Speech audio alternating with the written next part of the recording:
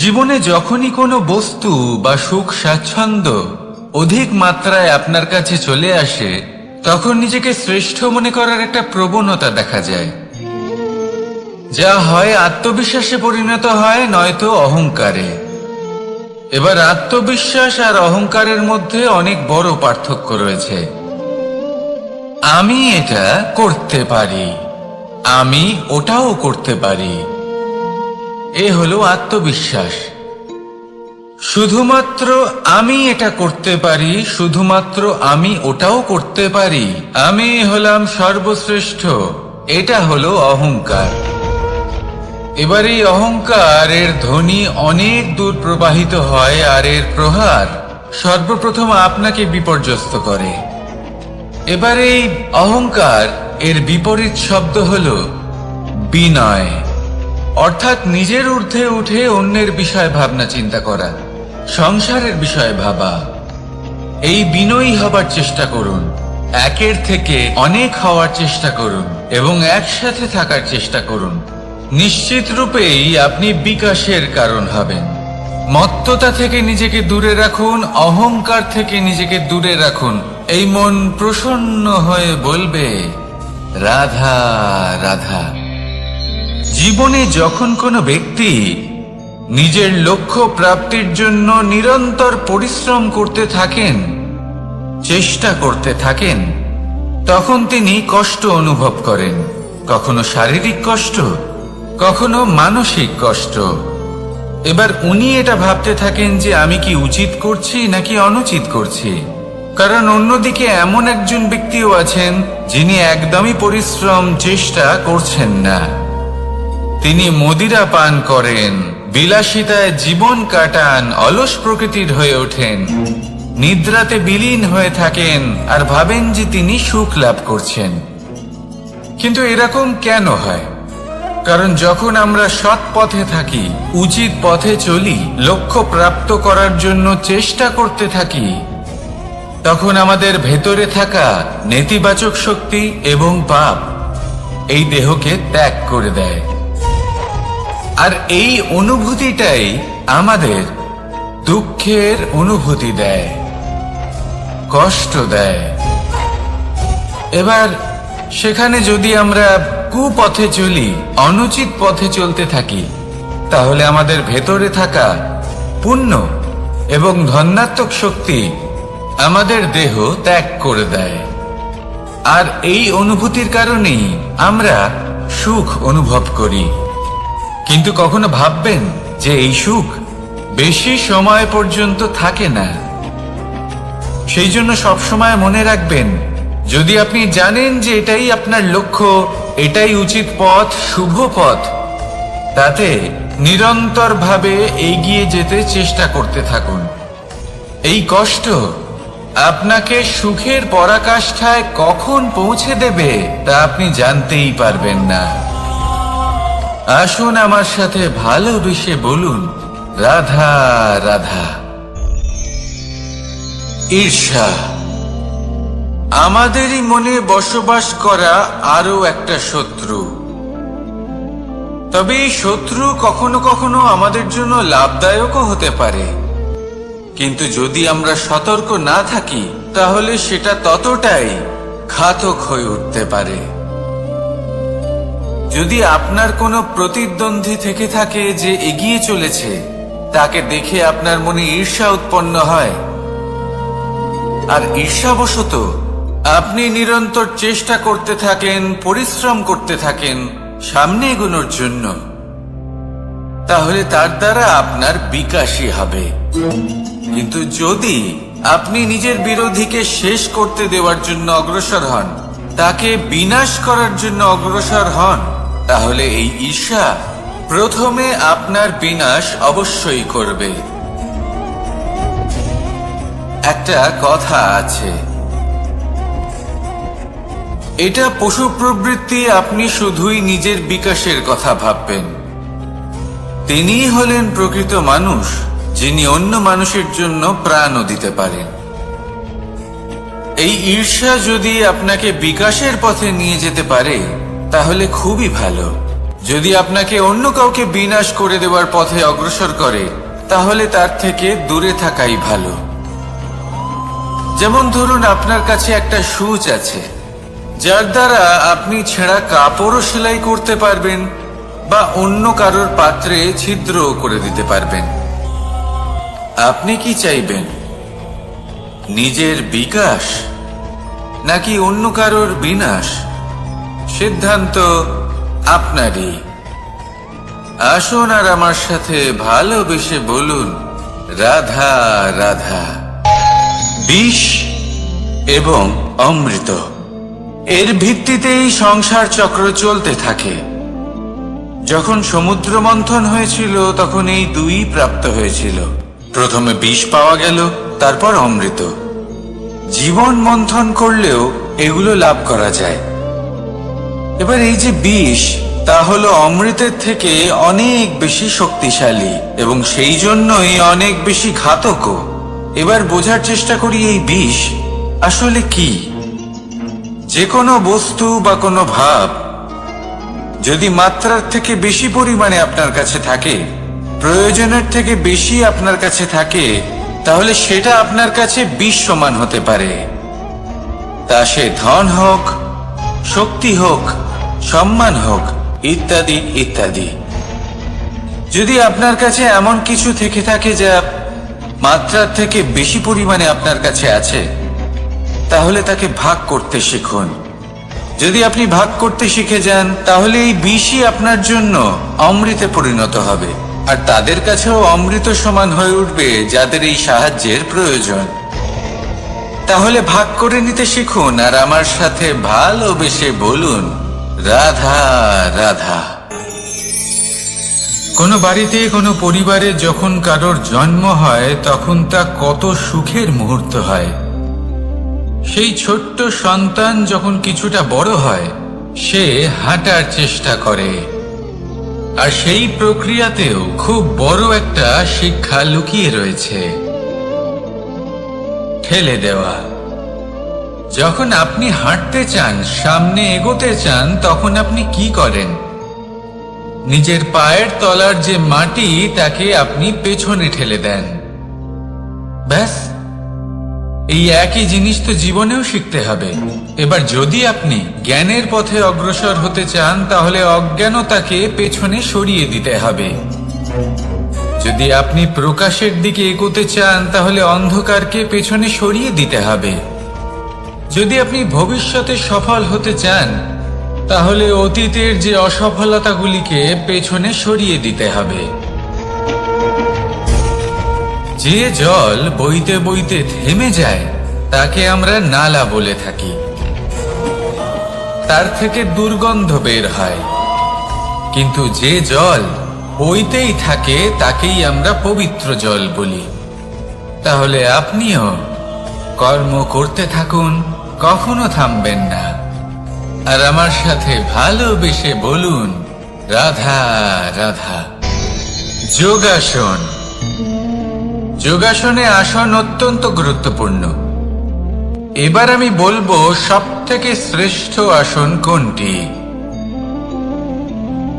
আশ্বাস। নিজেকে আশ্বস্ত করতে থাকুন যে আমি আছি, সব ঠিক হবে, যা হচ্ছে ভালোর জন্য হচ্ছে। এই আশ্বাস আপনাকে জীবনে এমন ধনাত্মক বিশ্বাস দেবে যে আপনি বড় বড় সমস্যার সমাধান করতে পারবেন। এবার যদি কথা বলি সব থেকে কঠিন সময়ের, তাহলে সেটা হলো বিচ্ছেদের।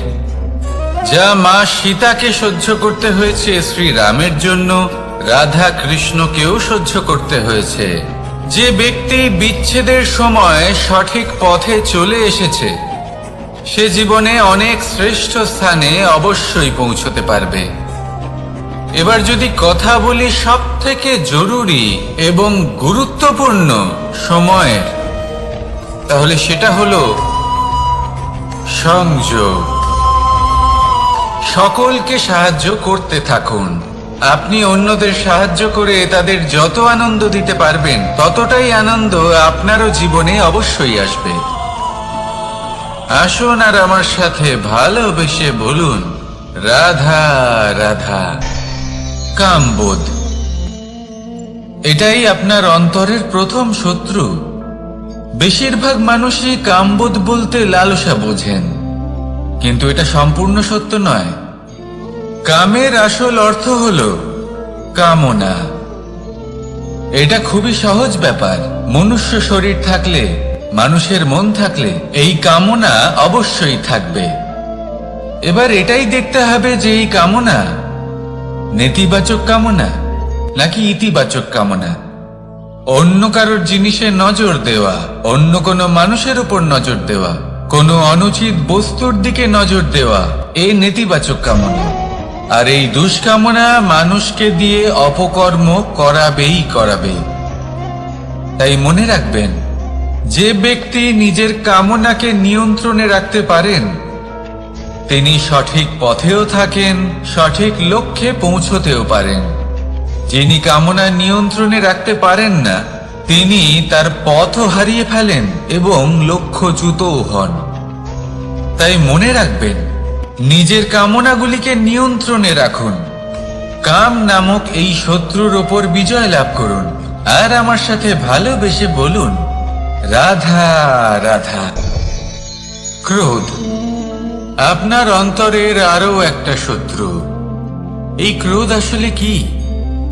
আপনার মনের এক ভাবনা, যা আপনার মনেই উৎপন্ন হয়। এই মন আত্মার সাথে যুক্ত থাকে। এখন একটা ভাবনা যা আত্মার সাথে যুক্ত থাকে তাকে অনুচিত কেন বলা হয় সেটা বোঝার চেষ্টা করুন। ক্রোধ কখনো কখনো জরুরি হয়, বিশেষ রূপে তখন যখন আপনি সঠিক পক্ষে দাঁড়িয়ে রয়েছেন এবং সামনের ব্যক্তি অধর্মের পক্ষে রয়েছেন আর বিনম্রভাবে মানছেন না। যেমন শ্রীরাম ক্রুদ্ধ হয়েছিলেন সাগরের ওপর। ওটা উচিত ছিল, আর তা ততক্ষণই উচিত যতক্ষণ আপনি ক্রোধকে নিয়ন্ত্রণ করছেন। যদি ক্রোধ আপনাকে নিয়ন্ত্রণ করতে শুরু করে তাহলে পরিস্থিতি এমনও হতে পারে, ধরুন একজন ব্যক্তির প্রতি ক্রোধের কারণে আপনি তার ক্ষতি করতে চান। আপনি একটা কয়লা হাতে নিলেন আর সেই কয়লা সামনের ব্যক্তির ক্ষতি করার পূর্বে আপনার হাত জ্বালিয়ে দেবে। ব্যাস, ক্রোধ এটাই করে। সর্বপ্রথম আপনার ক্ষতি করে, আপনার বিবেক হরণ করে নেয়। আপনি আপনার নিয়ন্ত্রণ হারিয়ে ফেলেন আর সবকিছু নষ্ট হয়ে যায়। বেশিরভাগ মানুষ ক্রোধে এমন সিদ্ধান্ত নেন যে সেটা তাদেরই বিনাশের কারণ হয়ে দাঁড়ায়। আর কিছু মানুষ বলেন যে আমাদের জীবনে এত যন্ত্রণা আছে, এত সংকট আছে যে ক্রোধ উৎপন্ন হবেই। আর এরকম সময় এটাই উচিত হবে যে আপনি নিজেকে ক্রোধের থেকে দূরে রাখুন আর তারপর সমস্যার নিবারণ করুন। আর এই নিবারণই আপনার জীবনকে একটা শ্রেষ্ঠ স্তরে পৌঁছে দেবে। তাহলে ক্রোধ থেকে দূরে থাকুন, সুপ্রসন্ন থাকুন আর আমার সাথে ভালোবেসে বলুন, রাধা রাধা। লোভ, আপনার অন্তরের আরো একটা শত্রু। দেখতে গেলে এটা একটা শব্দ, একটা সংস্কৃত শব্দ। লব ধাতু থেকে উৎপন্ন হয়েছে। এর অর্থ কিছু লাভ করা। কিছু লাভ করা অনুচিত নয়, আরো কিছু লাভ করাও অনুচিত নয়, কিন্তু সব থেকে বেশি আমি লাভ করব। আমি আরো চাই, আরো বেশি চাই, আরো বেশি পেতে চাই। এটাই হলো লোভ। আরে লোভ যখন গ্রাস করে তখন আপনি যা পেতে চান, সে ধনই হোক বা মানই হোক, তা অর্জন করার জন্য মানুষ যে কোনো স্তরে পৌঁছে যেতে পারে। যদি মানুষ ধন অর্জন করতে চান তাহলে তার জন্য তারা অধর্মের পথেও চলতে পারেন।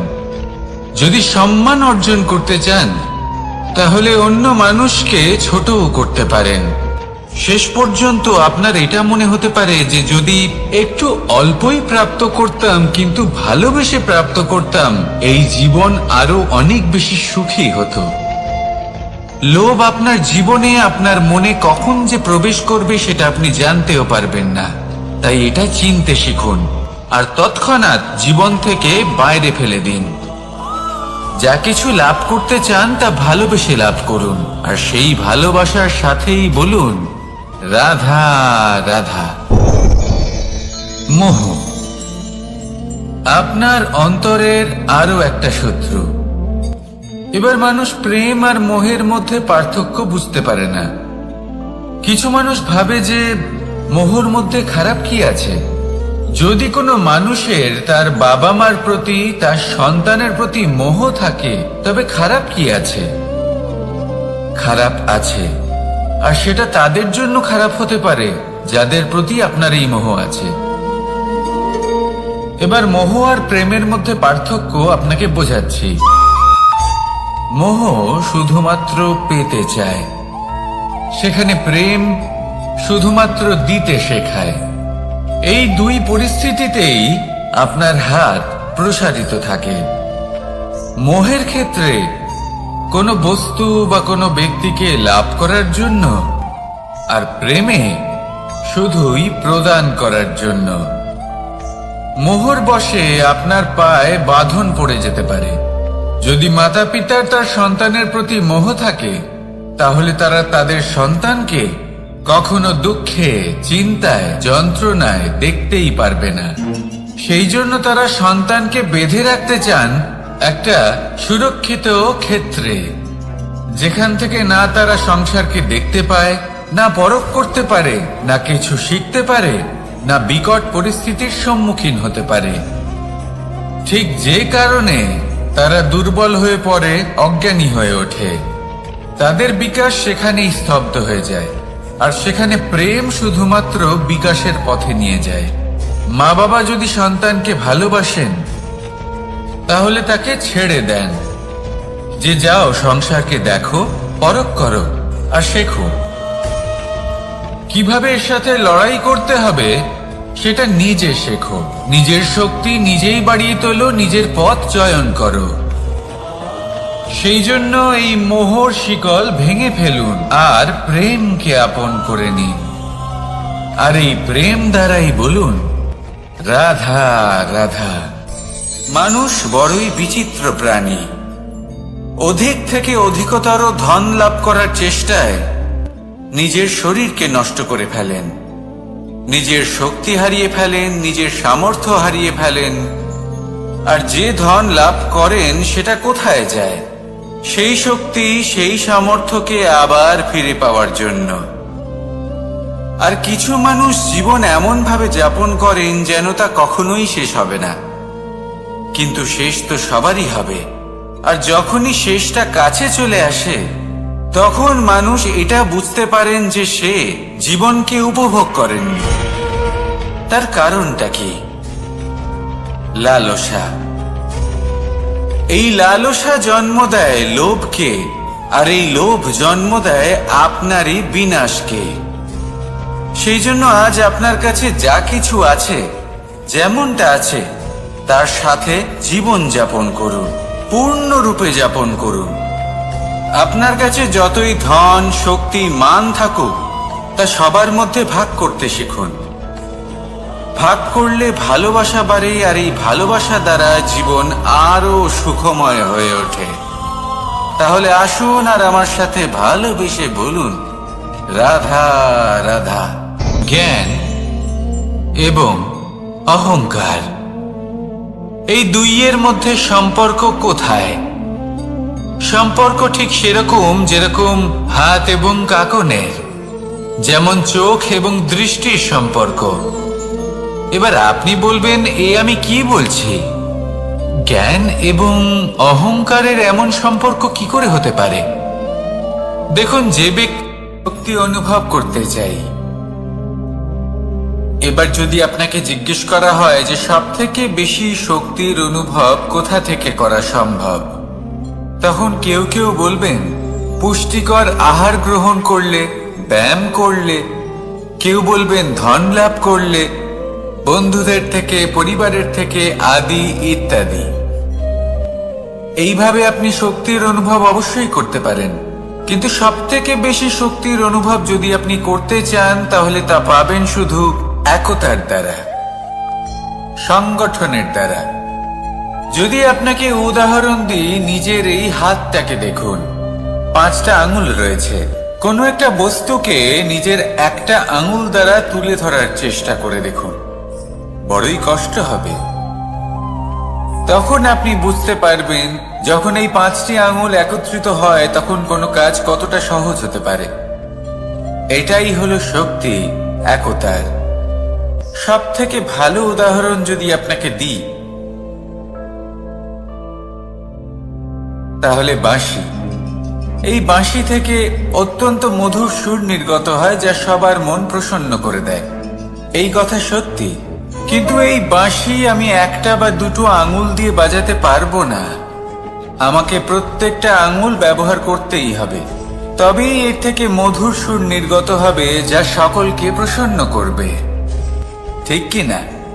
ঠিক এইভাবেই যদি আপনি চান যে আপনার জীবনরূপী বাঁশি থেকেও মধুর সুর নির্গত হোক বা সবার মনকে প্রসন্ন করে তুলুক, তাহলে আপনাকেও জীবনে একতা নিয়ে আসতেই হবে। আপনি একাও কর্ম করতে পারেন, পথ চলতেও পারেন, সামনেও এগোতে পারেন, সাফল্যও লাভ করতে পারেন। কিন্তু যখন সকলে একসাথে এগোবেন, সেই পথে চলবেন, সেই কর্মই করবেন, তখন লক্ষ্যে অবশ্যই পৌঁছবেন, সাফল্য অবশ্যই লাভ করবেন। কিন্তু সেই সাফল্য এবং তার আনন্দর সংমিশ্রণটাই একটু অন্যরকম হবে। তাই জীবনে ঐক্যবদ্ধ হন, একসাথে মিলে এগোতে থাকুন, আর আমার সাথে ভালোবেসে বলুন, রাধা রাধা।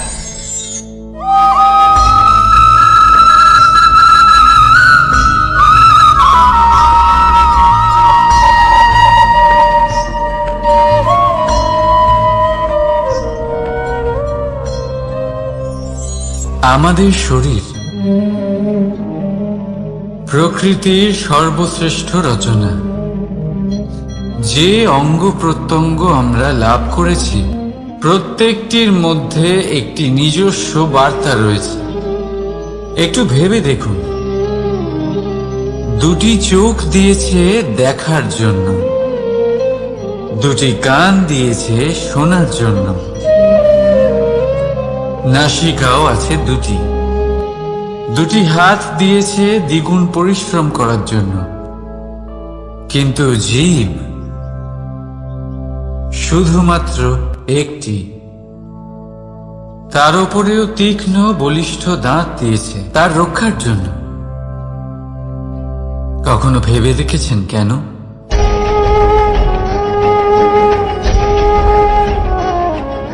কারণ শব্দ আর শব্দের প্রয়োগ মানুষের সবচেয়ে বড় অস্ত্র, যার প্রয়োগ যত ভেবে চিন্তে করা যায়, মানুষ তার জীবনে ততটাই উপরে উঠতে পারে। তাহলে মনে রাখুন, দেখুন, শুনুন আর বুঝুন বেশি, বলুন কম।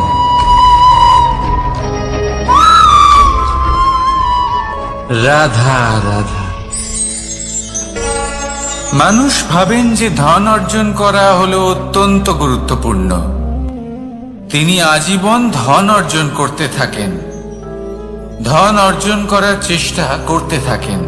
সে যাই হয়ে যাক না কেন, পরিশ্রম করতে থাকেন।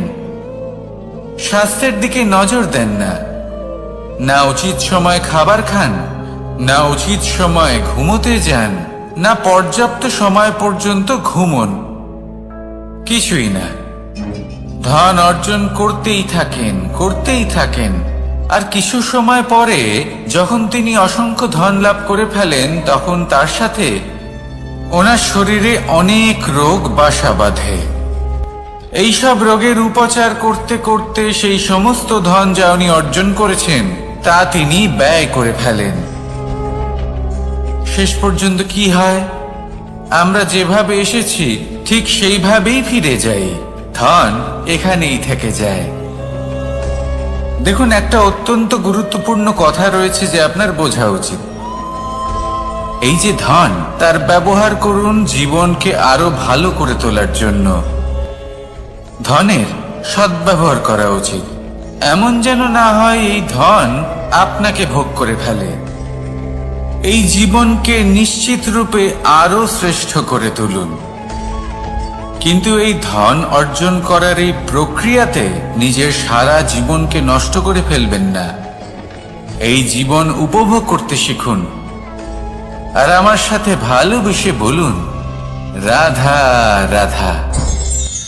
কথায় আছে, অন্ধকারে প্রদীপ প্রজ্বলিত করলে চতুর্দিক আলোকিত হয়। কিন্তু যদি এই প্রদীপ আমি সূর্যের আলোর সম্মুখে সকালবেলায় প্রজ্বলিত করে রেখে দিই, তাহলে কি হবে? আপনি বলবেন যে এটা করে তো কোনো লাভই হলো না। সূর্যের প্রকাশের সামনে এই প্রদীপ আসলে কিছুই নয়। এবার এই চিন্তা ভাবনা প্রত্যেক দিন করতে হবে, আর একটা অমূল্য শিক্ষা পেতে হবে। মনে করুন যে আপনি মহাপুরুষের সামনে বসে আছেন, কোনো মহাজ্ঞানীর সামনে। তাহলে সেই ব্যক্তির সামনে নিজের জ্ঞানের প্রদীপ প্রজ্বলিত করবেন না, নীরব থাকুন, আর সেই ব্যক্তির সূর্যের প্রকাশের মতো জ্ঞান প্রাপ্ত করুন। যতটা পারবেন জ্ঞান লাভ করুন। যদি এমন কোনো সময়, এমন কোনো স্থানে আপনি আছেন যেখানে চতুর্দিক অন্ধকার, কারোর কাছেই জ্ঞান নেই, সেখানে নিজের জ্ঞানের প্রদীপ প্রজ্বলিত করুন। এমন করলে দুদিক থেকেই আপনার লাভ হবে। আপনার জ্ঞান প্রাপ্তিও হবে, আর জ্ঞানের সঠিক প্রয়োগও করতে পারবেন। আর এই মন প্রসন্ন হয়ে বলবে, রাধা রাধা। মানুষের মধ্যে একটা বিচিত্র প্রবৃত্তি থাকে, অন্য সকলের বিষয়ে, তাদের জীবনের বিষয়ে, তাদের ব্যক্তিত্বের বিষয়ে, তাদের ভবিষ্যতের বিষয়ে অনুমান করা। এটা হলো অনুচিত। কারোর অতীতকালকে দেখে লোকে ভবিষ্যৎ বলে দিতে পারেন, বর্তমানকে দেখে ভবিষ্যতের বিষয়ে অনুমান করে ফেলেন।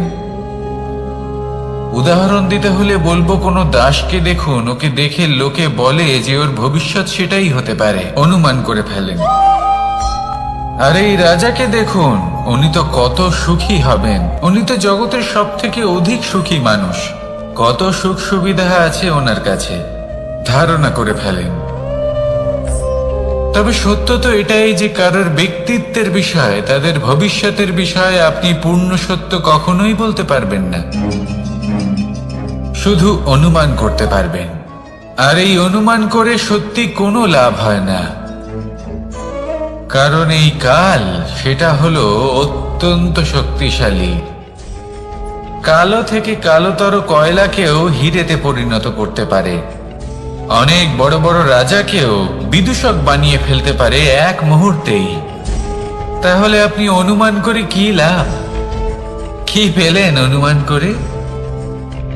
সেই জন্য কারোর বিষয়ে কোনো অনুমান করবেন না, তার ভবিষ্যতের বিষয়ে অনুমান করতে যাবেন না, কারোর বিষয়ে কোনো ধারণা করে নেবেন না। কিছু করতে হলে ভালোবাসুন, সবার মধ্যে ভালোবাসা ছড়ান, সবার মধ্যে ধন্যাত্মক ভাব ছড়ান। এই মন প্রসন্ন হয়ে বলবে, রাধা রাধা। কেউ বলে জীবন খুব ক্ষণস্থায়ী, কেউ বলে জীবন হলো একটা সুন্দর স্বপ্নের মতো, আবার কেউ বলবে জীবন হলো এক কঠোর সত্য। কিন্তু জীবন আসলে কি? জীবন হলো আপনারই প্রতিবিম্ব, একটা দর্পণ। অর্থাৎ আপনি জীবনকে সেইভাবেই পাবেন যেরকম আপনি নিজেকে প্রতিপন্ন করবেন। যদি আপনি দর্পণের দিকে তাকিয়ে হাসেন, তাহলে আপনি সামনে হাসি মুখী দেখতে পাবেন। এবার যদি আপনি গম্ভীর হয়ে থাকেন, তাহলে আপনি একজন রুষ্ট ব্যক্তি দেখতে পাবেন। শেষে সব থেকে বেশি গুরুত্বপূর্ণ হলো আপনার চেষ্টা। আপনাকে সবসময় চেষ্টা করতে হবে যাতে আপনি নিজেকে প্রসন্ন এবং ইতিবাচক মনোভাবে রাখেন। এটা হলো আপনারই উত্তরদায়িত্ব, তাকে পালন করুন। এই মনকে প্রসন্ন রাখুন, এই সংসারকে সুন্দর বলে মনে হবে। আর এই মন প্রসন্ন হয়ে বলবে, রাধা রাধা। মানুষের একটি সমস্যা আছে, যে মানুষ সাফল্যকে মাপতে থাকেন, লক্ষ্যপ্রাপ্তিকে মাপতে থাকেন এবং তার তুলনা করতে থাকেন, যে ও এত কিছু পেল আর আমি পেলাম না। ওর কাছে এত কিছু আছে কিন্তু আমার কাছে নেই। এই তুলনা করার জন্য ওনারা দুঃখী হয়ে পড়েন, নিরাশ হয়ে পড়েন। তাই আমি একটা প্রশ্ন করছি যে এটা কি উচিত? এই সংসারে আপনি কি নিয়ে তুলনা করবেন, যেখানে সূর্যদেব চন্দ্রমা দুজনেই আছেন, দুজনেই হলেন বিশেষ, দুজনেই নিজ নিজ সময়ে উদিত হন। এদের মধ্যে একজন না থাকলে তাহলে আমাদের জীবন কঠিন হয়ে পড়বে। ঠিক সেইভাবেই আপনি যদি একটা বড় রেখা অঙ্কন করেন, তাহলে অন্য রেখাটি ছোট হয়ে পড়ে না, সে তেমনই থাকে যেমনটা সে ছিল। আপনার অস্তিত্ব কখনো ছোট বা বড় হতে পারে না। শুধু তুলনা করার জন্য আপনার এটা মনে হতে পারে। যদি আপনি যুদ্ধ করতে চান, আপনার তলোয়ারের প্রয়োজন পড়বে। যদি বস্ত্র তৈরি করতে চান, এত বড় তলোয়ার দিয়ে কিছুই হবে না। তখন প্রয়োজন পড়বে একটা ছোট্ট সূচের। তাই তুলনা করবেন না, না নিজেকে ছোট মনে করবেন, না অন্য কাউকে। সবার সাথে সহযোগিতা করুন, আর যদি তুলনা করতেই হয় নিজের সাথে করুন, যে কাল আমি কেমন ব্যক্তি ছিলাম, আজ কি তার থেকে শ্রেষ্ঠ হয়ে উঠতে পেরেছি? ভেবে দেখুন ভবিষ্যতে গিয়ে আপনি কতটা শ্রেষ্ঠ ব্যক্তি হতে পারেন। আসুন আমার সাথে ভালোবেসে বলুন, রাধা রাধা। এই সংসারের সব থেকে গুরুত্বপূর্ণ তত্ত্ব কোনটা? প্রথম হলো সময়। জন্ম থেকে মৃত্যু পর্যন্ত এই যে সময়, এটাই তো হলো জীবন। দ্বিতীয় হলো জীবন, যাতে আমরা সময়ের সদ্ব্যবহার করি, শ্রেষ্ঠ থেকে শ্রেষ্ঠতর কাজ করার চেষ্টা করি। বহু বছরের এই পরম্পরা, এই সংস্কৃতিকে এগিয়ে নিয়ে যাওয়ার চেষ্টা করি। এই সংসারে আমরা অংশগ্রহণ করতে চেষ্টা করি। তৃতীয় হলো ধন, সেই ধন যা প্রত্যেক ব্যক্তি অর্জন করতে চেষ্টা করেন। এবার এই তিনটি তত্ত্বের মধ্যে একটা সামঞ্জস্য আছে, সমান ব্যাপার আছে। সে ধনই হোক বা সময় হোক বা হোক জীবন। আর সেই সমান ব্যাপার হলো যে যদি আপনি এটা গণনা করতে থাকেন, তাহলে তা কমতে থাকে। যদি আপনি এটা ব্যবহার করেন, তাহলে তা বাড়তে থাকে। একে সংগঠিত করে রাখতে চেষ্টা করলে এ হাত থেকে ফসকে যায়। কিন্তু যদি আপনি একে সামলে রাখতে শিখে যান, তাহলে এমন কাজ করবেন যাতে সংসারের সাথে সাথে পরবর্তী প্রজন্ম লাভবান হবে। যদি কিছু শিখতে চান, তাহলে সামলাতে শিখুন, গণনা করা বা সংগঠিত করা নয়। আসুন আর আমার সাথে ভালোবেসে বলুন, রাধা রাধা। এই সংসারে সাফল্য লাভ করার জন্য জ্ঞানের প্রয়োজন হয়, পরিশ্রমের প্রয়োজন হয়, দৃঢ় নিষ্ঠার প্রয়োজন হয়, নিরন্তর চেষ্টা করা প্রয়োজনীয়। কিন্তু আরো কিছু আছে যা অত্যন্ত প্রয়োজনীয় এবং গুরুত্বপূর্ণ। তা হলো ভালো বন্ধু। তাদের থাকা অত্যন্ত প্রয়োজনীয়। যদি ভালো বন্ধু থাকে, তাহলে সময় এলে তারা ঢাল হয়ে আপনাকে সুরক্ষা করবেন। সময় এলে অস্ত্রের মতো শত্রুকে সংহারও করবেন। যদি তিনি জ্ঞানী হন, তাদের মধ্যে সদ্গুণ থাকে, তাহলে এই সব গুণ আপনার মধ্যেও প্রবেশ করবে। তাহলে সাফল্যের জন্য ভালো বন্ধু পাওয়া অত্যন্ত প্রয়োজনীয়। কিন্তু শুধু বন্ধু কেন, ভালো শত্রুও থাকা প্রয়োজনীয়। এবার আপনি ভাববেন, আমি কি বললাম? যদি আপনার জীবনেও ভালো অর্থাৎ শক্তিশালী শত্রু থাকে, তাহলে আপনিও শক্তিশালী হতে থাকবেন। এই শত্রু আপনাকে প্রেরিত করবে আরো বেশি শক্তিশালী হয়ে ওঠার। কখনো কোনো হরিণকে দেখুন, তীব্র গতিতে দৌড়তে থাকে। কেন তীব্র গতিতে দৌড়য়? এই কারণে নয় যে কোথাও তার জন্য মধুর ঘাস অপেক্ষা করে রয়েছে, না, সে এই কারণে তীব্র গতিতে দৌড়য় কারণ সেটা না করলে তার পেছনে একটি সিংহ আছে যে ওকে নিজের ভোজন করে ফেলবে। তাই জীবনে বিপদ, সংকট এই সব কিছুও হলো অত্যন্ত গুরুত্বপূর্ণ। তার সম্মুখীন হতে শিখুন আর আমার সাথে ভালোবেসে বলুন, রাধা রাধা। পুরুষার্থ। শাস্ত্রে 4 ধরনের পুরুষার্থের কথা বলা হয়েছে। প্রথম হলো ধর্ম। আপনি কি জানেন এই ধর্ম আসলে কি? আপনার কি মনে হয় ধর্ম আসলে কি? কোনো বিশেষ ঈশ্বরকে মানাই কি ধর্ম বলা হয়, নাকি কোনো বিশেষ রীতি পালন করাই হলো ধর্ম, নাকি কোনো বিশেষ সাহিত্যকে সর্বশ্রেষ্ঠ মনে করাই হলো ধর্ম? না, ধর্ম হলো সেটা যাকে ধারণ করা যেতে পারে, আর ধারণ শুধু সেটাই করা যায় যা পবিত্র। পবিত্র শুধু তাকেই বলা হয় যা নিঃস্বার্থ, যার মধ্যে শাসন করার কোনো ইচ্ছে নেই, যা সরলভাবেই প্রবাহমান, জল এবং বায়ুর মতো। যখন কোনো ব্যক্তি ধর্মকে ধারণ করেন এবং সেই ধর্ম সেই ব্যক্তিকে রক্ষা করে, তখন তাকে ধর্ম বলা হয়। ধর্ম যা রক্ষা করে অহংকার থেকে, খারাপ চিন্তার হাত থেকে। সেই জন্য পুরুষার্থ গড়ে তোলার আগে, ধর্ম পালন করার আগে ধর্মের প্রকৃত অর্থ কি সেটা বুঝে নিন। এটা জেনে রাখুন যে সমস্ত ধর্মের আধার, সমস্ত ধর্মের ভিত শুধুমাত্র ভালোবাসা। আসুন আর এই ভালোবাসার সাথেই বলুন, রাধা রাধা।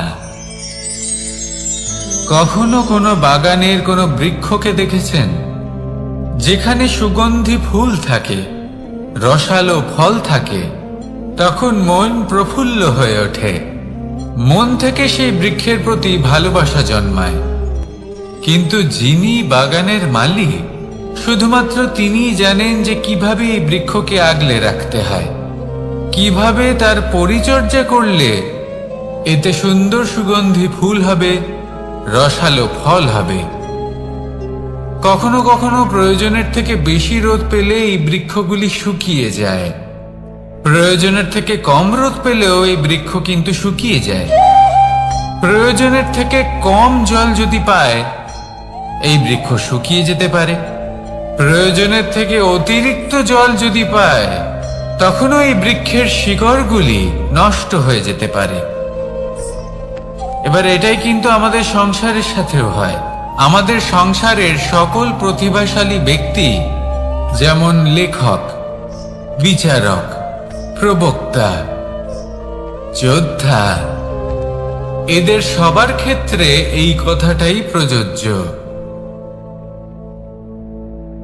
যদি বেশি প্রশংসা করা হয়, তাহলেও এরা হারিয়ে যাবেন। প্রয়োজনের থেকে বেশি যদি নিন্দা করা হয়, তখনও তারা নত হয়ে পড়বেন। তাহলে আজ আমি এদের রক্ষা করুন কাহিনী শোনাবো, নিজেদেরও। এটা কোনো মনে রাখবেন, একটা দুজন বোন জাতাকলে গম পিসাই জেনে রাখুন কখন কোন নিন্দায় আপনি লজ্জিত হবেন ছিলেন। তিনি সময় সময় সেখান থেকে ছোট ছোট দানা তুলে নিজের মধ্যে অহংবোধ জাগ্রত করছিলেন। এবার দেখতে দেখতে গম পেশাই সমাপ্ত হয়ে বলবে, এবার পেশাই করা গম নিয়ে সেই দুজন বোন বাড়ি ফিরে আসছিলেন এবং তাদের ফেরার পথে হঠাৎ করে কোথাও থেকে একটি বাছুর চলে এলো। এই দুই বোন ভয়ভীত হয়ে গেলেন আর তাদের হাত থেকে সেই আটা পড়ে গেল, মাটিতে মিশে গেল। এবার এই পুরো ঘটনাক্রমে যদি কারোর বিন্দুমাত্র লাভ হয়ে থাকে, বিন্দুমাত্র আনন্দ পেয়ে থাকে তাহলে সে কে? সেই ছোট বোন, যিনি মাঝে মাঝেই গমের দানা তুলছিলেন এবং খাচ্ছিলেন। কিছুটা হলেও উনি আনন্দ লাভ করেছিলেন। এবার এরকমই হলো আমাদের জীবনে ভক্তি এবং ভালোবাসা সংক্রান্ত বিষয়। মানুষ নিজের জীবনের দৈনিক কাজে এতটাই ব্যস্ত হয়ে পড়েন, প্রত্যেকদিন শুধু কাজ কাজ কাজ কাজ করতে থাকেন, আর তাতে ভক্তি এবং ভালোবাসার জন্য সময় বার করতেই পারেন না। দেখুন, জীবনে ভক্তি আর প্রেমের এই যে ছোট ছোট মুহূর্ত আছে, এগুলো যদি আপনি যাপন করতে পারেন তাহলে তাতেই আপনি তৃপ্তি লাভ করবেন। বাকি সবই আপনার ব্যর্থ বলেই মনে হবে। জীবনে যখনই আপনি কোনো কাজ করবেন, ঈশ্বরের প্রতি সমর্পিত হয়ে সেই কাজ করুন। আর যখনই সময় পাবেন, তাহলে সেই সময় নিজের আপনজনদের দিন। যাদের আপনি ভালোবাসেন তাদের প্রতি যত্নবান হন, তাদের শুভাকাঙ্ক্ষী হন। এই প্রেম আর ভক্তির ছোট ছোট মুহূর্তগুলো আপনার জীবনকে চরিতার্থ করে তুলবে। আসুন আমার সাথে ভালোবেসে বলুন, রাধা রাধা।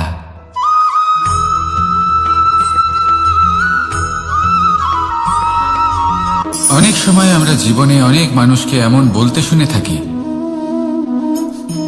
যে আমি অসফল হয়েছি কারণ আমার সময় ভালো যাচ্ছিল না। আমি এই জিনিসটা লাভ করতে চাইছিলাম কিন্তু করতে পারলাম না কারণ আমার সময়টা ভালো যাচ্ছিল না। আমি আমার জীবনে ওই মহান কাজটা করতে চাইছিলাম কিন্তু করতে পারলাম না। কেন? কারণ আমার সময়টা ভালো যাচ্ছিল না। কিন্তু যে মুহূর্তে ভালো সময় আমার জীবনে আসবে, আমি সব কিছু প্রাপ্ত করব। এমন প্রায় প্রত্যেকেই বলেন। আসুন একটা কথা বোঝা যাক। একজন মালিকে দেখুন, সে প্রত্যেক দিন গাছের সেবা করে, তাকে জল দেয়, তার যত্ন আত্তি করে। কেন? প্রত্যেক দিন সেই গাছ ফল দেয় না। সঠিক সময় এলে তবেই সেই গাছ ফল দেয়, কিন্তু প্রত্যেক দিন মালি তার সেবা করে, তাকে যত্ন করে। শুধুমাত্র তখন করে না যখন সেই গাছ ফল দিতে সক্ষম। আর যদি মালি গাছের যত্ন প্রতিদিন না করে, তাহলে হয়তো সেই গাছ ফল দিতেই পারবে না। এটাই হলো আমাদের জন্য একটা শিক্ষা। যখন সময় আমাদের জন্য অপেক্ষা করে না, তখন আপনি সময়ের জন্য কেন অপেক্ষা করছেন? ভালো সময়ের জন্য অপেক্ষা করবেন না। ভালো এবং শুভ কর্ম দ্বারা ভালো সময়কে নিজের কাছে টেনে আনুন। নিরন্তর কর্ম করুন, পরিশ্রম করতে থাকুন।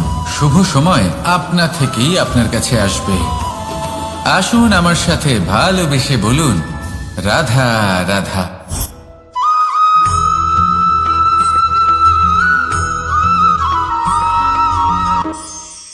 প্রতীক্ষা, প্রয়াস, এই দুই জীবনের অভিন্ন অঙ্গ।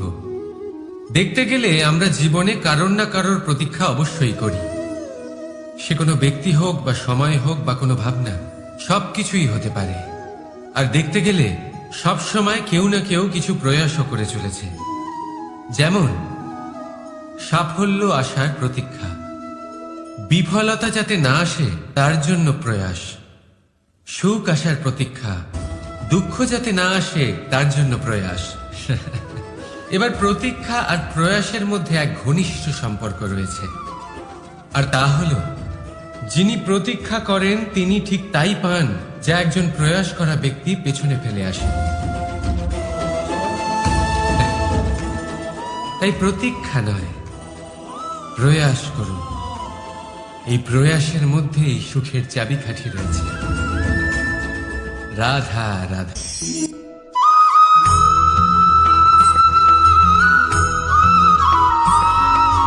আমাদের জীবনে অনেক ধরনের ব্যক্তি এসে থাকেন।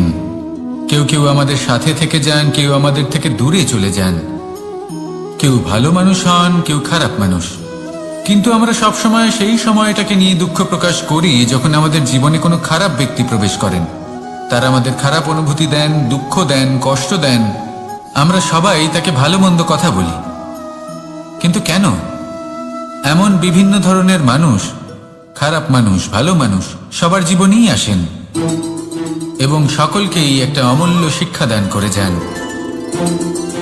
এবার আপনি নিজেই ভেবে দেখুন, জীবনে যখন প্রথমবার আপনি আগুন স্পর্শ করেছিলেন তখন আপনি একটা শিক্ষা লাভ করেছিলেন যে আমাকে আগুনের থেকে একটু দূরে থাকতে হবে। তারপর আস্তে আস্তে আপনি শিখলেন যে কিভাবে এই আগুনকে নিয়ন্ত্রণে রাখতে হবে। তারপর আপনি শিখলেন যে কিভাবে নিজের জীবনে তাকে প্রয়োগ করতে হবে, তা সে অন্ধকারে প্রকাশ লাভ করার জন্য হোক বা খাবার বানানোর জন্য। সেইভাবেই কোনো খারাপ ব্যক্তি যখন আপনার জীবনে আসে কোনো শিক্ষা দিয়ে যান, তার প্রতি কৃতজ্ঞ থাকুন। তার বিষয় খারাপ ভাবার বা খারাপ অনুভূতি নিয়ে থাকার কোনো প্রয়োজন নেই। সেই শিক্ষা লাভ করুন, ইতিবাচক মনোভাব নিয়ে জীবনের সামনে এগোতে থাকুন। কেউ নেই যিনি আপনাকে বাধা দিতে পারেন। আসুন আমার সাথে ভালোবেসে বলুন, রাধা রাধা।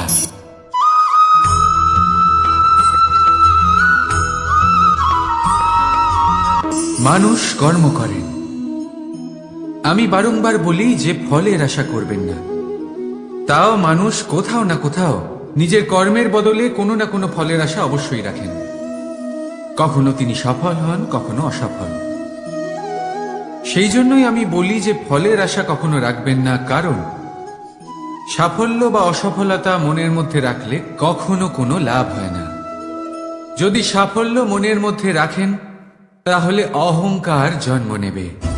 যদি অসফলতা মনের মধ্যে রাখেন তাহলে এক হীনমন্যতায় আপনি ভুগবেন, যা দিয়ে কোনো শুভকর্ম হবে না। সেই জন্য শুধুই কর্ম করে যান, কর্মেই মগ্ন থাকুন। আর আসুন আমার সাথে ভালোবেসে বলুন, রাধা রাধা।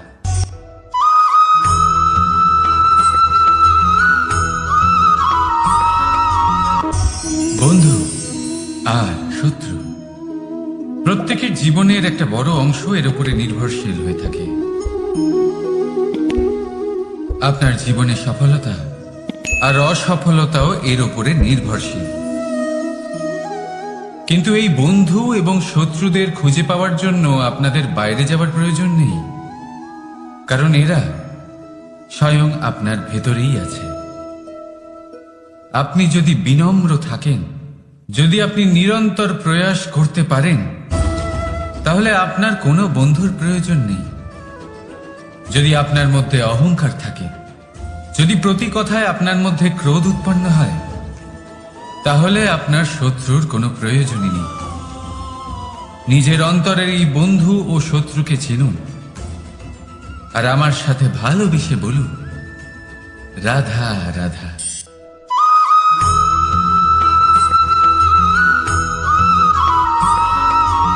সংসারে সকলে উঁচুতে উঠতে চায়, কেউ নত হতে চায় না। সবাই এটা মনে করে যে নত হওয়ার অর্থ হলো তাদের আত্মসম্মান এবং অহংবোধের বিরুদ্ধাচরণ করা। তাদের মনে হয় যে যদি আমরা নত হই, সংসার আমাদের দুর্বল মনে করবে, তাদের শৌর্য এবং তাদের ব্যক্তিত্বের অপমান হবে।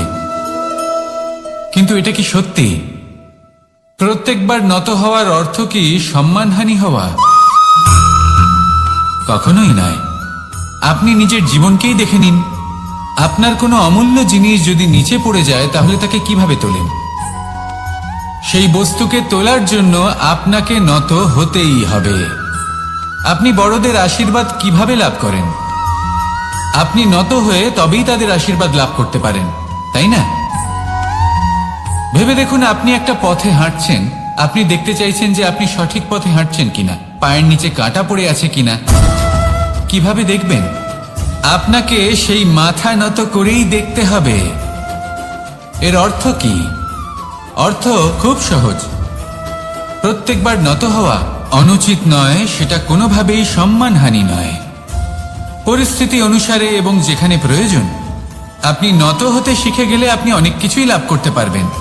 জ্ঞান, মান, গুণ, বিশ্বাস। সেই জন্য প্রয়োজন এবং পরিস্থিতি অনুসারে নত হতে শিখুন, এতে অনুচিত কিছুই নেই। আত্মসম্মান থাকা অত্যন্ত প্রয়োজনীয়, কিন্তু তা যেন কখনো অহংকারে পরিণত না হয়। এই বিষয়ে অবশ্যই নজর রাখবেন এবং আমার সাথে ভালোবেসে বলবেন, রাধা রাধা।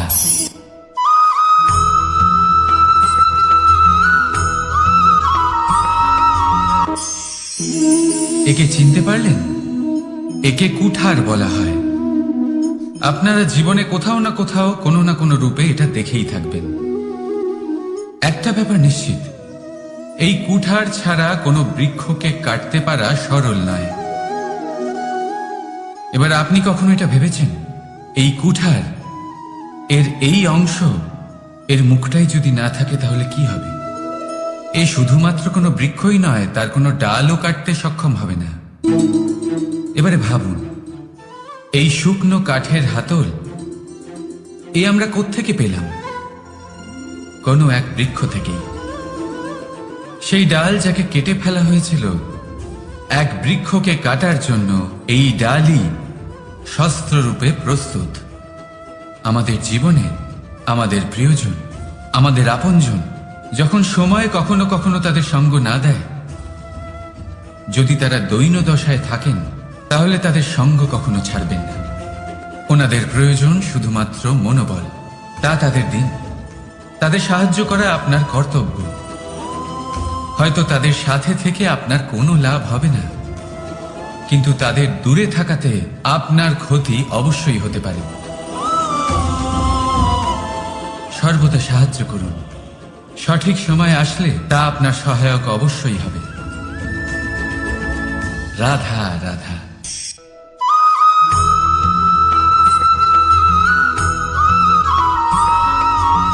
যোগাসন। এই আগুনের জন্য যে শক্তির প্রয়োজন হয় তা আসে এই তেল থেকে। যদি এই তেল সমাপ্ত হয়ে যায় তাহলে এই প্রকাশ তাও সমাপ্ত হয়ে যায়। আর আমাদের জীবনে এই তেল হলো আমাদের কর্ম, আর এই আগুন আর এর দ্বারা উৎপন্ন হওয়া প্রকাশ আমাদের ভাগ্য। যত আমাদের কর্ম ক্ষীণ হতে থাকবে, আমাদের ভাগ্য সৌভাগ্য কোথাও না কোথাও লুপ্ত হয়ে যাবে। যে উজ্জ্বল ভবিষ্যৎ আমরা চাইছি তা কখনো লাভ করতে পারবো না যদি কর্ম না করি। ঠিক যেমন তেল ছাড়া অগ্নি উৎপন্ন হয় না, তেমনি কর্ম ছাড়া সৌভাগ্য হয় না। আর যেমন কর্ম তেমন ভাগ্য।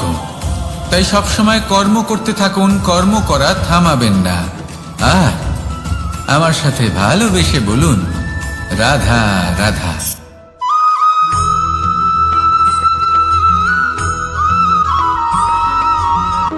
কোনো ব্যক্তির ব্যক্তিত্ব কিভাবে তৈরি হয়?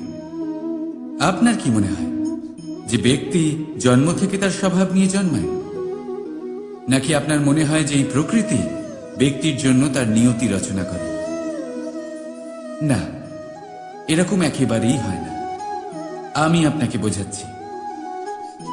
যখনই বৃষ্টি পড়ে কোনো বিন্দুর দিকে দেখবেন। এবার এই বিন্দু যেখানে পড়ছে তার উপরে নির্ভর করছে তারপর কি হবে। যদি এই বিন্দু পড়ে কোনো ক্ষেতের ওপরে, তাহলে কোনো নতুন ফসলের জন্ম দেবে। যদি সে গরম কড়াইতে পড়ে তাহলে বাষ্পীত হবে। যদি সে কোনো সাপের মুখের ভেতরে পড়ে তাহলে বিষ তৈরি হবে। ঝিনুকের ভেতরে পড়লে মুক্ত তৈরি হবে। যদি কোনো পাতার ওপরে পড়ে তাহলে শিশির তৈরি হবে। একই বিন্দু, কিন্তু তার সঙ্গত তার ভবিষ্যৎ এবং ব্যক্তিত্ব নির্ধারণ করবে। এবার এটা তো শুধুমাত্র এক বিন্দু, তার কাজ হলো শুধুমাত্র পড়া। কোথায় সেটা সেও নির্ধারণ করতে পারে না। কিন্তু আপনি হলেন মানুষ। আপনি বাছাই করতে পারবেন যে আপনার সঙ্গী কারা হবে, কাদের সাথে আপনি মেলামেশা করে বড় হবেন। তাই তা ভালোভাবে করুন, কারণ এই নির্বাচন আপনার হাতে, কারণ এই জীবন আপনার, ভবিষ্যৎ আপনার। এবার আপনি মহান হতে চান কি না তার নির্ণয় আপনাকেই করতে হবে। আসুন আমার সাথে ভালোবেসে বলুন, রাধা রাধা।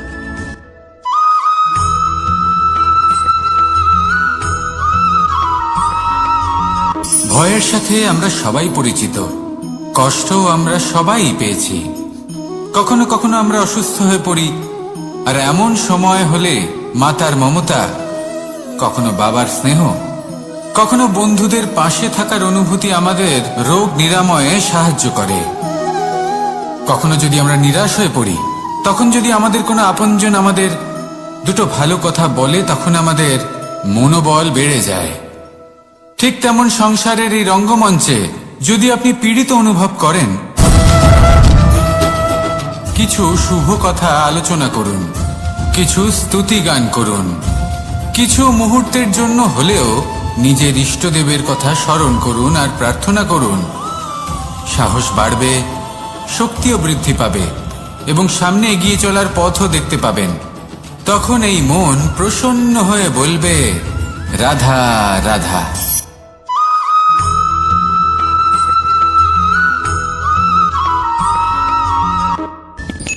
সূর্যের তাপ এতটাই প্রখর হয় তা সমস্ত বনস্পতিকে শুষ্ক করে দেয়। পুকুর হোক, নদী হোক, সরোবর হোক, সমস্ত শুষ্ক হয়ে যায়। কিন্তু আপনি কখনো শুনেছেন সূর্যের তাপে সমুদ্র শুকিয়ে গেছে? এমন কখনোই হয় না। আর এর পেছনেই লুকিয়ে রয়েছে এক অমূল্য জীবনের শিক্ষা। সমুদ্রের মতো নিজেকে ধৈর্যশীল করে তুললে, নিজেকে সংযমী করে তুললে সূর্যের তাপ আপনার কোনো ক্ষতি করতে পারবে না। আপনার অন্তর থেকে সেই তাপ বাষ্পায়িত হয়ে মেঘ তৈরি হয়ে সূর্যকে ঢেকে দেবে, আর তারপর হবে শুধু সাফল্যের বৃষ্টি। তাহলে আসুন আর আমার সাথে ধৈর্যের সাথে বলুন, রাধা রাধা।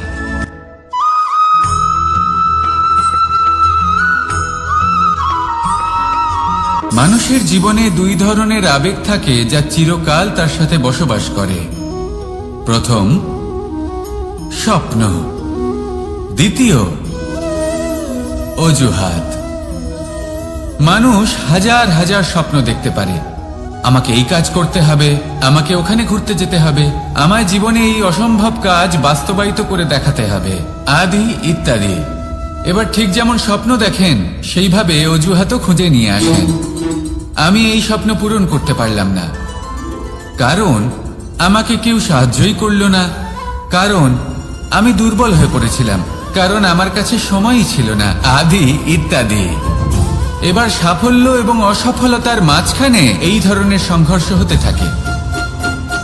সাফল্য তখন লাভ করা সম্ভব যখন আপনার স্বপ্ন আপনার অজুহাতের থেকে অনেক বড় হয়, আর অসফলতা তখন পাবেন যখন আপনার অজুহাত আপনার স্বপ্নের থেকে অনেক বড় হয়। আপনি যদি সাফল্য লাভ করতে চান তাহলে চেষ্টা করতে থাকুন, পরিশ্রম করুন। যদি অসফল হন তাহলে ভয়ভীত হওয়ার কোনো প্রয়োজন নেই। নিজের ভুল বুঝুন, তাকে শুধরে নিন, আবার চেষ্টা করুন।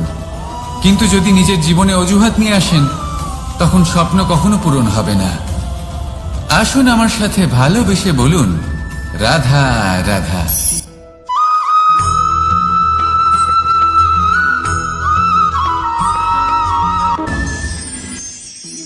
মানুষ অসুস্থ কেন হন? শারীরিক দুর্বলতার কারণে? না, মানুষ অসুস্থ হন তার মানসিকতার কারণে, তার বিবেকের কারণে, তার কর্মের কারণে, তার ক্রোধের কারণে। আর যখন কেউ সুস্থ হন, ঠিক হয়ে যান, তার মানে এটা নয় যে শুধু ওষুধের জন্য তিনি সুস্থ হয়েছেন। না, এটা কারোর তার প্রতি প্রেমের প্রভাব, বিশ্বাসের প্রভাব, সম্বলের প্রভাব। শুধুমাত্র ওষুধ দিয়ে কিছুই হয় না। যদি মনে প্রেম থাকে, বিবেক থাকে, বিশ্বাস থাকে, সম্বল থাকে, তবেই সেই ওষুধ কাজ করতে পারে। তাই মনে রাখবেন, এই জীবন হলো অত্যন্ত ছোট। মনে প্রেম ভাব রাখুন, মিত্রতা করুন, শত্রুতা নয়। ভালোবাসুন, বিদ্বেষ নয়। আর এই ভালোবাসার সাথেই বলুন, রাধা রাধা।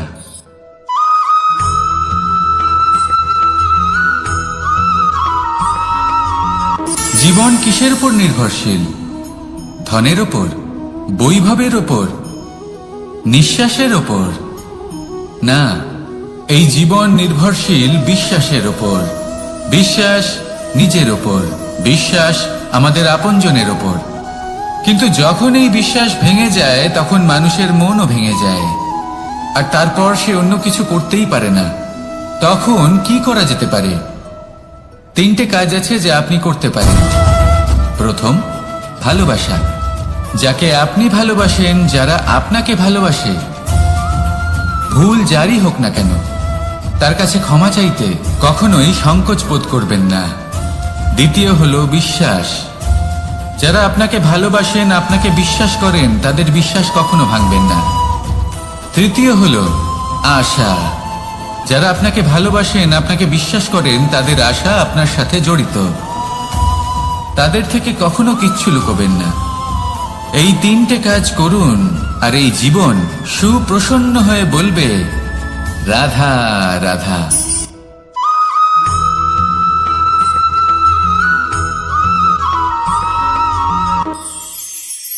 মানুষ জীবনে সব সময় চিন্তা করে, ভাবতে থাকে যে তার জীবনে কতই না সমস্যা। তারপরে নিজের আশেপাশে দেখে আর ভাবে যে সবাই কত প্রসন্ন, শুধু আমার জীবনেই সমস্যা আছে। কিন্তু বিষয়টা তা নয়। শুধু প্রত্যেক ব্যক্তিরই নয়, প্রত্যেক প্রাণীরও জীবনে সমস্যা আছে। এবার মানুষ একটা পাখিকে দেখে এটাই ভাবে যে এদের জীবন কতটা সহজ। কোনো দেশেরই সীমারেখা এদের ওপর লাগু হয় না। কোথায় থাকবে সেই নিয়েও কোনো ভাবনা নেই। কত শান্তির জীবন এদের। তারপর সে একটা পিঁপড়েকে দেখে আর এটা ভাবে, কি অসাধারণ, এদের তো সারা জীবনই মাটির উপরেই অতিবাহিত হয়, খাবারটাও মাটিতেই পেয়ে যায়। কি শান্তির জীবন এদের। কিন্তু যখন কোনো ঝড় আসে, তখন সবার আগে সেই পাখির বাসাটাই ঝড়ে ভেঙে যায়। এই পাখি যে শাখাতেই গিয়ে বসে পড়ুক, তাদের উপর সবসময় সংকট থাকে যে ওপর থেকে কোনো বড় পাখি এসে তাদের উপর প্রহার না করে, তারা নিজেদের প্রাণ না হারায়। আর যদি কথা বলি পিঁপড়েকে নিয়ে, এদের উপর সবসময় সংকট থাকে যে কোনোভাবে বাতাস বা জল এদের ভাসিয়ে না নিয়ে যায়, কোনো প্রাণী ওকে পা দিয়ে পিষে না দেয়, এই পিঁপড়ে পিষ্ট হয়ে না মারা যায়। দেখুন, সমস্যা প্রত্যেকের জীবনে রয়েছে আর এই সমস্যা আসতেই থাকবে। এর অর্থ এটা নয় যে এই সমস্যার সম্মুখীনই হওয়া যায় না, এর সমাধানও সম্ভব নয়। প্রত্যেক সমস্যার সমাধান অবশ্যই আছে, শুধু শান্ত মনে সেটা খুঁজে বের করতে হবে। তাহলে সেটাই করুন। প্রত্যেক সমস্যার সমাধান করতে থাকুন। যত সমাধান করবেন, জীবন আনন্দময় হয়ে উঠবে। যদি সমাধান না করেন, তাহলে আজীবন দুঃখই পেতে থাকবেন। আসুন আমার সাথে ভালোবেসে বলুন, রাধা রাধা।